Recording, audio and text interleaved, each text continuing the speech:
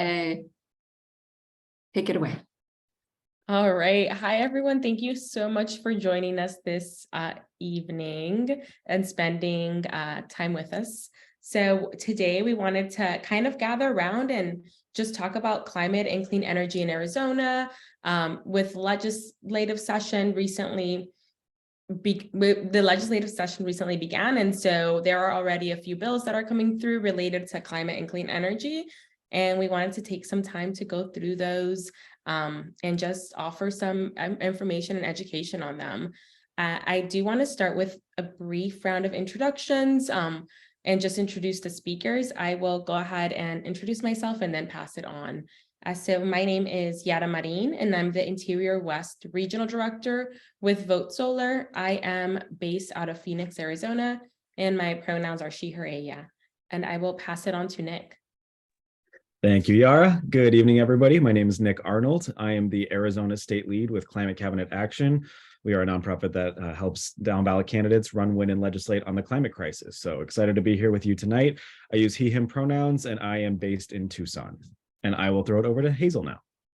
I'm Hazel Chandler. I'm a field organizer for Moms Clean Air Force in Arizona, as well as on the national board and the Arizona Chair for Elders Climate Action, and I chair the Arizona Climate Action Coalition. So I've played a few different hats. I live in Phoenix, Arizona, and I use she, her pronouns.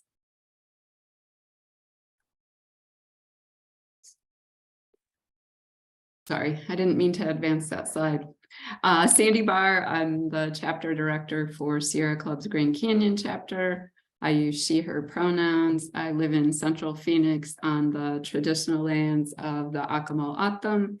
And I am just gonna mostly be here for technical assistance if I can get things rolling right. And also we'll talk about a bill and be available for questions. So welcome, everyone. Perfect, thank you. Next slide, please.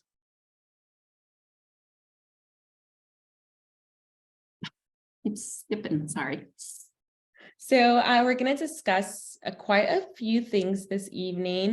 We're going to start with talking about how climate change is impacting our state and our health. We'll go through a climate resiliency plan, cover a little bit of benefits of transportation electrification, along with a few EV and transportation electrification bills, and then along with any other clean energy bills to keep an eye on. We will wrap it up with ways to get involved, and then we will take questions right after.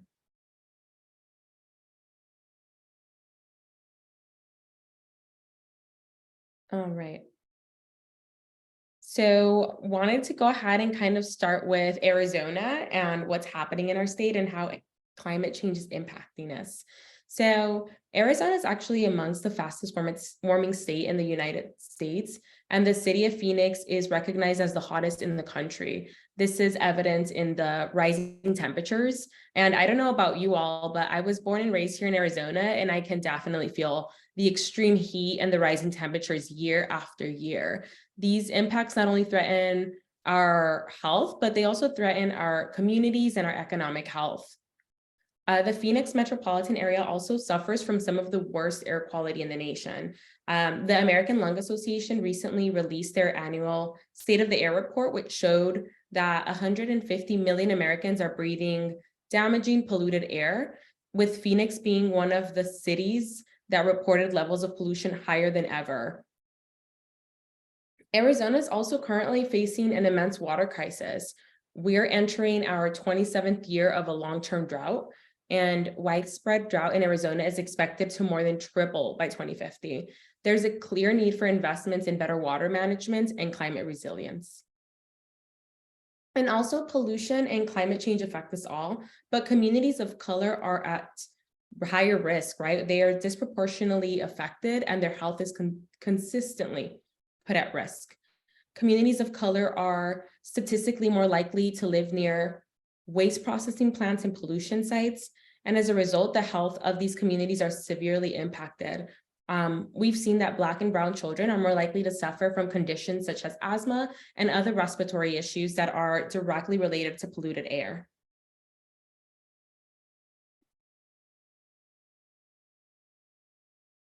Hazel, that's all you. Great.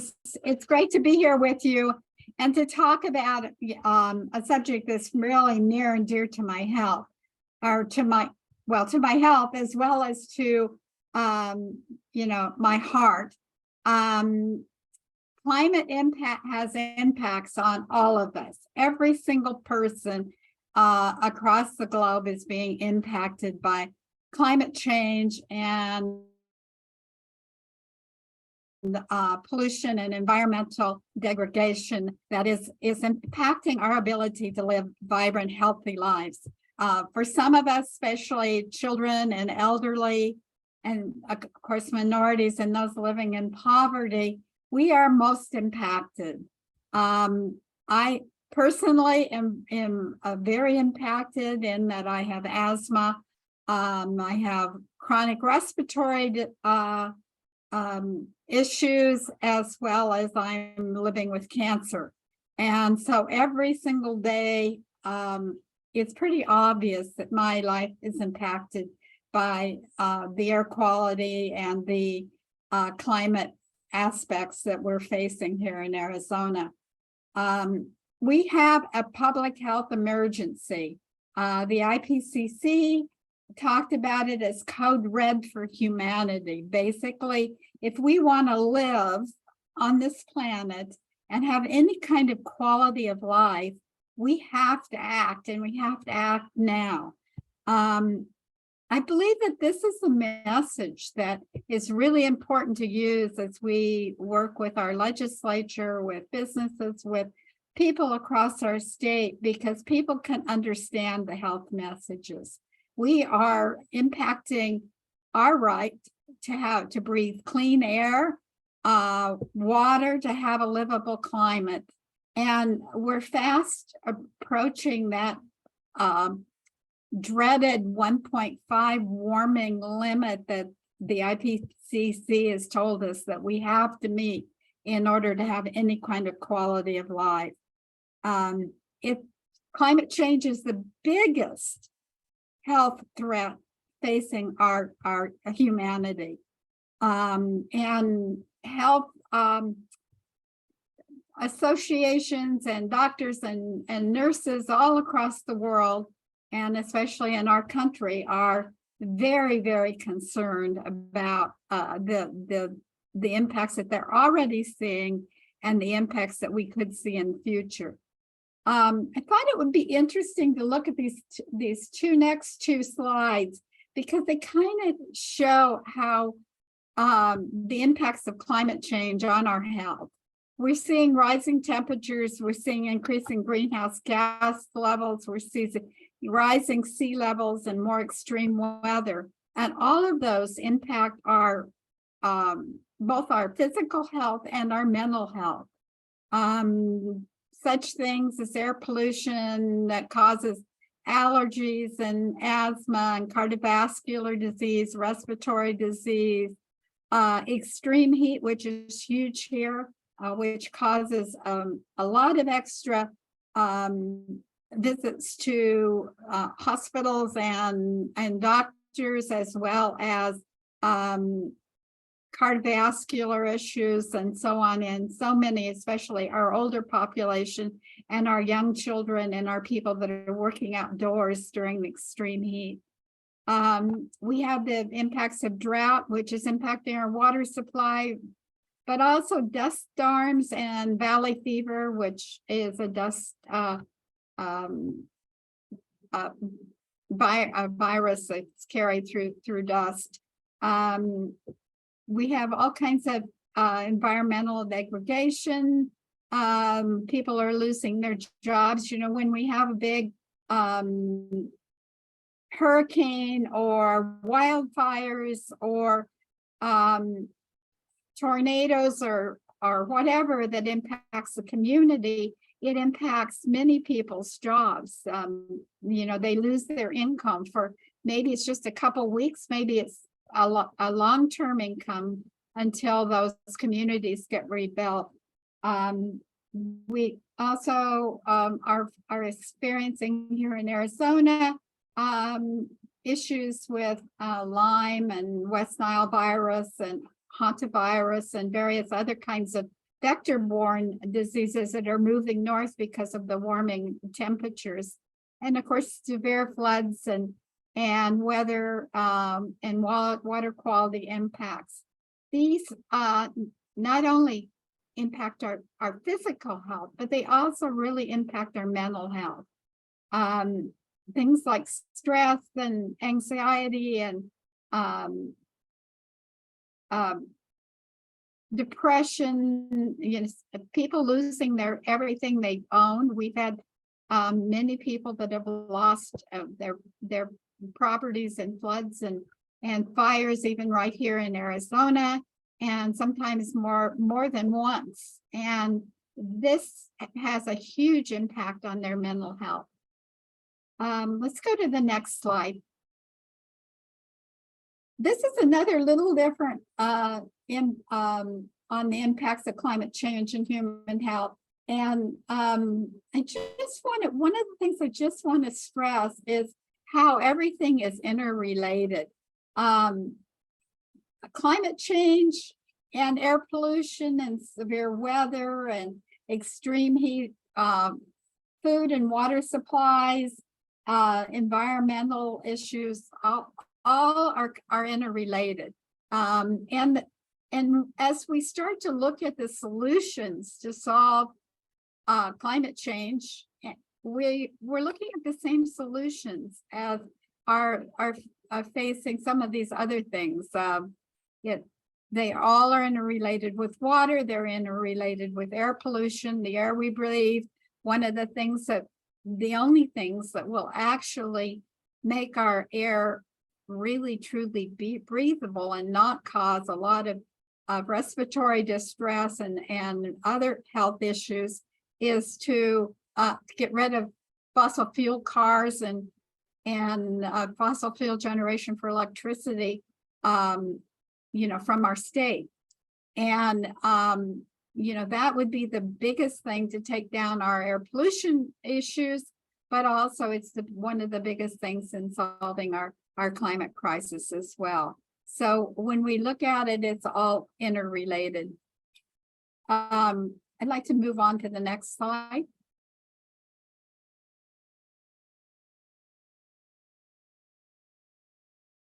I just want to stress, and we need to stress with our legislatures, we are all impacted. The State of the Air report that Yara mentioned earlier,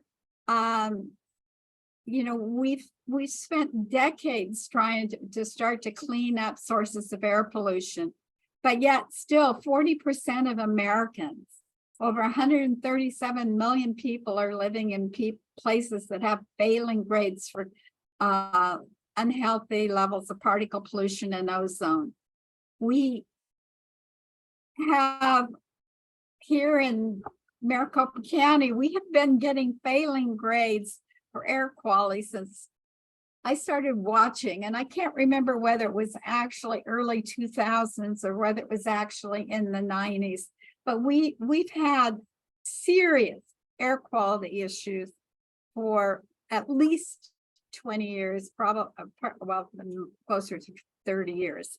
Now we have failing grades in Pinal County, Gila County, Pima County, and there's some other counties across the state. Yuma's actually has a grade of C, which is not quite as bad as the other counties, but it's still not acceptable. And we have several of our counties that aren't even adequately monitored or even measured by this measure.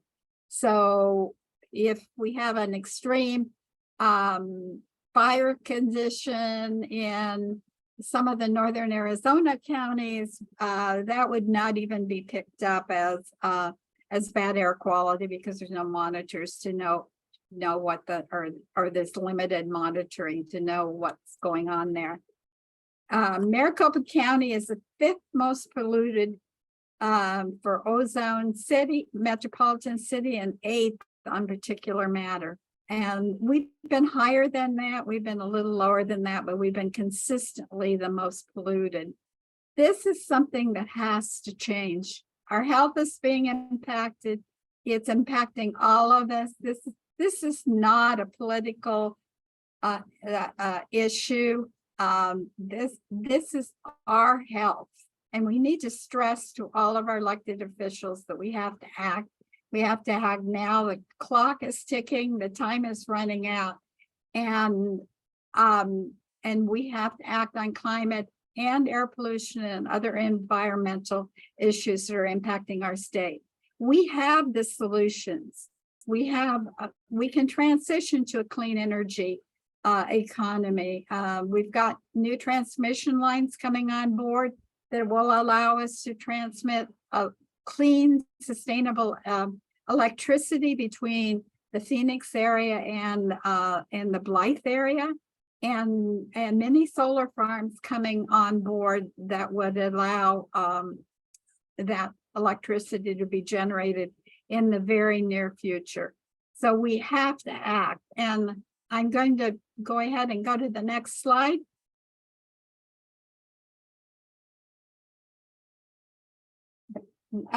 And that's the climate resiliency plan. And I'm just going to say, this is one of the things that has to happen, because we have to all work together. We have to get a plan and get it put in place and bring the cities and the state and the local and the counties and the national together and do something about it now. Okay, Yara, are you taking back over on this, or? I am passing the baton to Sandy. Okay. Yeah, I was just going to talk a little bit about climate resiliency planning and kind of shifting from the background information to talking about some bills and policies that we can advocate for. We've been promoting a bill to require adoption of a climate resiliency plan by the state of Arizona for the last couple of bills, couple of years, and we really want to see a bill that would require a statewide plan. If for some reason the legislature decides again not to hear the bill, and it hasn't been introduced yet, so that's why I don't have a bill number for you, then we're hopeful that Governor Hobbs might be able to do this through executive order. She has already announced plans to have a resiliency office, and a good activity for that office would be developing a statewide climate resiliency plan. The idea behind it is to have the various agencies come together, many stakeholders come together and look at ways we can help minimize the impacts of what we're already seeing relative to climate change, and then plan for the future. We know we're going to have more extreme heat. We know that we're going to have more drought. We know that there will be more fires. We know that people of color and people with low incomes are most affected by this. And so we really want to make sure that we're planning for that, and a number of these other bills will help with that resiliency, but also actually help to reduce emissions. And I know that Nick and Yara are going to talk more about them, including bills to promote transportation electrification, making sure we stop bills that would impede the Corporation Commission from enacting clean energy rules and those types of measures, even though they're not doing it right now. We don't want to see the legislature get in the way of doing that. And also look at ways to remove some of the barriers that are in place for agencies enacting rules to reduce greenhouse gas emissions. And so I will go to the next slide and turn it back to Yara. Thank you, Sandy. So I wanted to talk a little bit about the benefits of transportation electrification before we hop on to discuss some of the bills related to it that have been introduced. So benefits of transportation electrification. We know that electric cars help us address carbon pollution, which is bad for our climate, our livelihood, and our health. It also creates economic opportunities and jobs. So electric vehicle owners can charge their vehicles at midday or late at night when the demand for our current electrical system is low. And so that means that we get to use our current electrical system without the need to build expensive new power plants that cost ratepayers a lot of money. And so as a result, electric rates are lower for everyone. And also, as electric vehicle infrastructure and distributed energy resources deployment increases in Arizona, the growing electrical workforce must be prepared to meet the safety and the technical requirements, which opens opportunities to provide education and training for a highly skilled workforce, while also creating a lot of new jobs. And as more clean power comes on the grid, transitioning from gasoline to electric vehicles is arguably one of the most impactful ways to reduce emissions in the state, while also saving consumers money and reducing our health impacts. I do want to also add, though, that environmental justice communities are disproportionately harmed by fossil fuels and are less likely to be able to access clean alternatives like electrical vehicles. And so want to make sure that we're just all advocating for equitable policies that increase access to clean, affordable energy, transportation, and energy efficiency. Thank you. Next slide, please. So what are a few of the EV bills that are at the ledge right now? So House Bill 2241 was recently reintroduced by Representative Aguilar, and it requires the new construction to have a circuit with a dedicated outlet to charge an electric vehicle in order to get a building permit. It also establishes a 2-year electric vehicle ready homes pilot program, appropriates $500,000, and is housed at the Department of Administration. So the committee will have until 2025 to submit a report on their findings. There were also a few bills that were sponsored by Senator Steele last year that will likely be reintroduced. So still no numbers, but some of those bills include a zero emissions vehicles. So it requires state agencies to prioritize zero emission vehicles, would require coordination by the Arizona Department of Transportation, the Arizona Department of Environmental Quality, to develop a zero emissions vehicle plan that increases the number of zero emission vehicles by over 100,000 and also coordinates on zero emissions vehicle infrastructure. There would also, we're also expecting maybe a state zero emission vehicle fleet bill that would require transition to zero emissions vehicles for all state fleets. This is something that could potentially be done through an executive order, though. And lastly is a transportation electrification study committee. It would establish a study committee to collaborate with local governments, electric utilities, environmental groups, and the transportation industry, and any other oh my gosh, I cannot speak, excuse me, and any other interested communities to identify best ways to encourage an economy-wide transition from carbon-fueled vehicles to electric vehicles. Thank you for bearing with me. Next slide. And now I'm going to talk for a little bit about some of the recently introduced energy and climate related bills. There are just the 4 right now, but we are expecting a handful of others. There are some other bills that I'm sure we'll hear a little bit more about on Environmental Lobby Day, but these are the 4 we wanted to talk about tonight.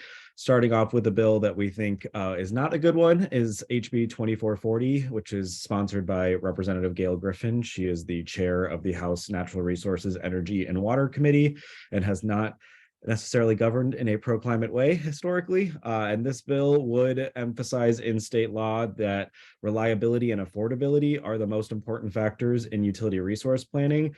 While on paper that doesn't necessarily sound terrible, of course, all communities are facing the impacts of high energy costs right now, high energy costs that are largely correlated to the investment in fracked gas that we've made and the higher costs from supply chains. But by specifying in state law reliability and affordability, this implicitly excludes the sustainability, the climate, and the decarbonization priorities that we know are critical to staving off some of the worst health impacts that Hazel talked about and prioritizing the health and sustainability of communities of color and all Arizonans that Yara and Hazel have both talked about. So we do think this would be a bad bill should it be passed. There's a great bill that Democratic leader Andres Cano in the State House has introduced, HB 2279. It actually is a real shame for Arizona, but we currently have on state law that state agencies, barring without state legislative authorization, are not allowed to participate in programs or adopt programs that regulate greenhouse gas emissions. That is currently something that requires very specific legislative authorization. And so Representative Cano has introduced a bill to repeal that statute. And that would be fantastic if we could do that and really free up the leadership of the Hobbs administration to do more without necessarily legislative authorization. Then these last two bills are also study committees. I'm really excited about Representative Stephanie Stahl-Hamilton's HB 2519. This is an agrivoltaic study committee. And for those of you who are not familiar, because I was not until Representative Stahl-Hamilton talked my ear off about it, agrivoltaics are solar panels, photovoltaics that are sited over agricultural land. There's been some really interesting research out of the University of Arizona and a few programs in other states that show that not only do these benefit us with clean energy generation, but they also help reduce water loss from evaporation, and they also help increase yields in certain crops. And so this is a really great opportunity to learn more about what agrivoltaics could offer, not only to our energy system, but also to our agricultural communities, and really have a integrated solution to our energy, water, and food crises that we are increasingly facing because of the impacts of climate change. And then the last bill is HB 2405. This one's excitingly sponsored by one of our new members in the legislature, Representative Stacey Travers, who I know has been working with Arizonans for Community Choice. This would convene a study committee to look at what community choice aggregation could look like in Arizona. And for those of you who aren't familiar, community choice aggregation allows a handful of customers, sometimes cities, to bundle up their load and ask their electric utility to source their energy from 100% renewables. And that would be a really cool way to use that, very localized, very democratic principles to accelerate our energy transition. But by doing this in a study committee, that gives the state a chance to look at what that looks like, make sure we can do that safely and not jeopardize the affordability and reliability that we do agree is important. But we also know that sustainability and decarbonization are very important. So these are all interesting bills that have been introduced. I think we're sending out this PowerPoint later maybe, but we can also follow up with links if you need any information. And so I think, if especially we could get Representative Cano's bill passed, that would really free up the Hobbs administration to do some great work. And hopefully we can find more integrated solutions or unique solutions like agrivoltaics and community choice aggregation.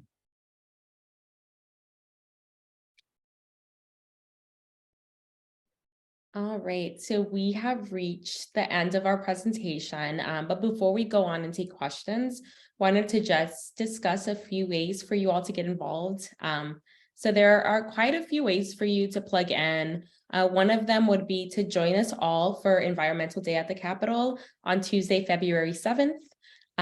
We will all be there and would love to see you all in person. You can also sign up for a request to speak. Or RTS, and RTS allows you to provide both verbal and written comments on bills at the legislature online. You can also sign up for legislative updates and join us for additional briefings. and we will be providing the link to sign up for Sierra Club's weekly legislative updates in the chat. Thank you. So you can find all of our contact info up on the screen. If you have a random thought or question that's just really irking you, please feel free to send us an email and we'd be happy to reach out and connect with you all. But yeah, I want to see if you all have any questions. I know Dwayne Edinger had his hand up earlier. So Dwayne, did you want to go ahead and ask your question? Yeah, thank you for all those presentations. And I was listening a lot on the EV planning in the legislature. And my impression was that I believe the second one on the list was about state agencies working within their own operations to do EVs. Is that correct? And I was curious, that's always the kind of low-hanging fruit when it comes to government decision-making on these things. Were some of these bills also designed for broader community adoption, or were they mostly focused on government operations?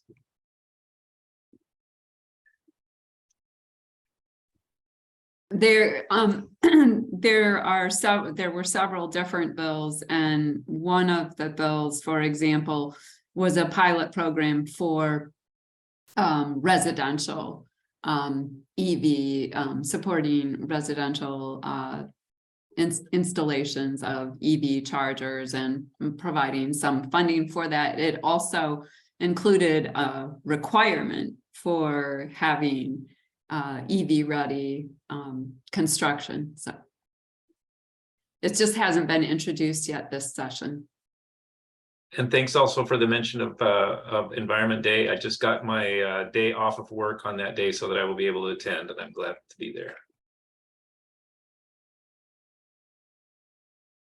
Yeah, and for folks who I think if I stop sharing my screen, which I'm going to do, I can more easily put the links in the chat for you, or we can also email them out. But if you haven't actually RSVP'd for Environmental Day, it's really important that you do that, because we want to make sure that everyone gets to be part of a team meeting with your own legislators, if possible.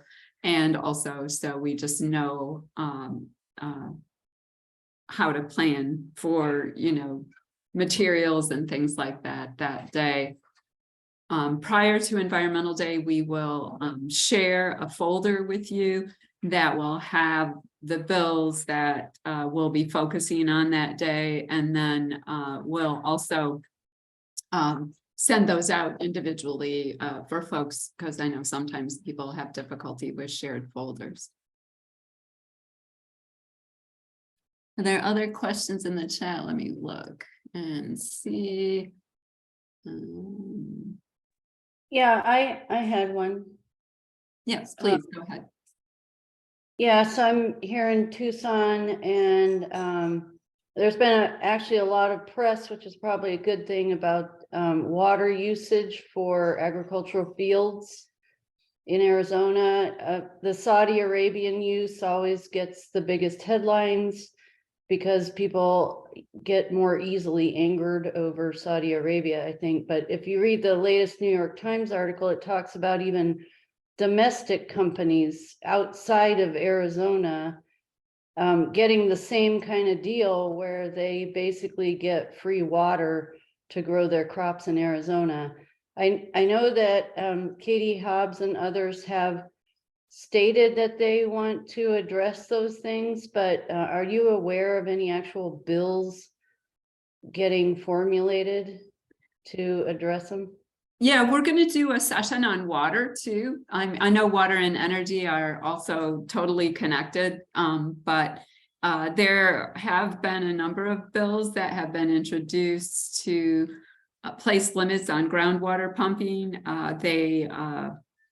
The problem that we've had at the legislature is not that there haven't been any proposals to address these issues, it's that they can't get hearings in the committees. Representative Gail Griffin is especially a gatekeeper for keeping bills from being heard.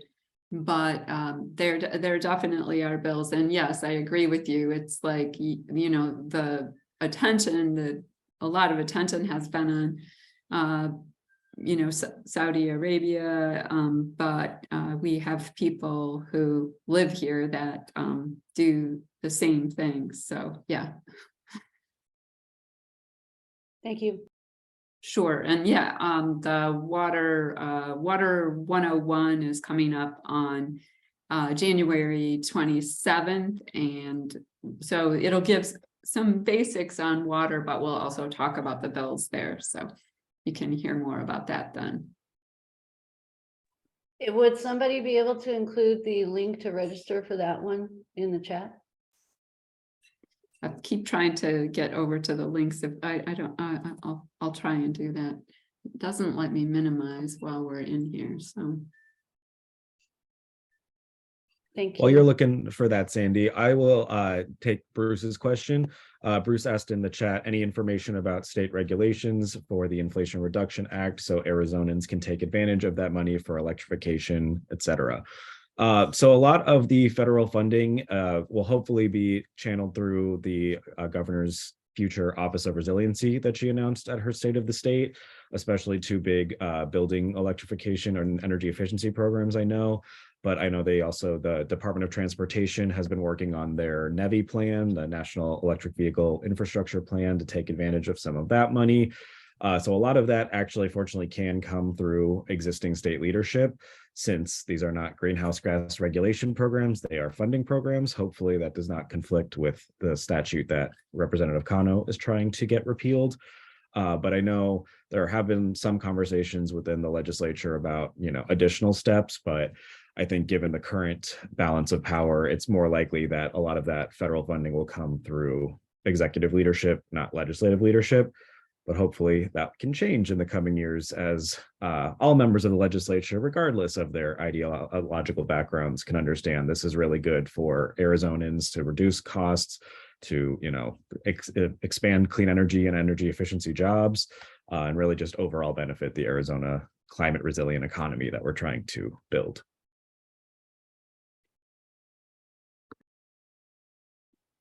Great. Other questions? There's the link for the water one. I just placed it in the chat. The other one that we have this week is a volunteer lobby workshop on Thursday to just give people background on the legislature and tips on lobbying. So that's coming up as well. And then next Monday, there will be one on environmental justice.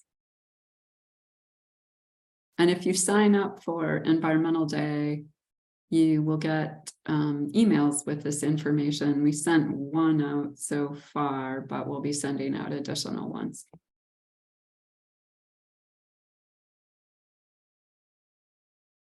Did I miss any other questions in the chat?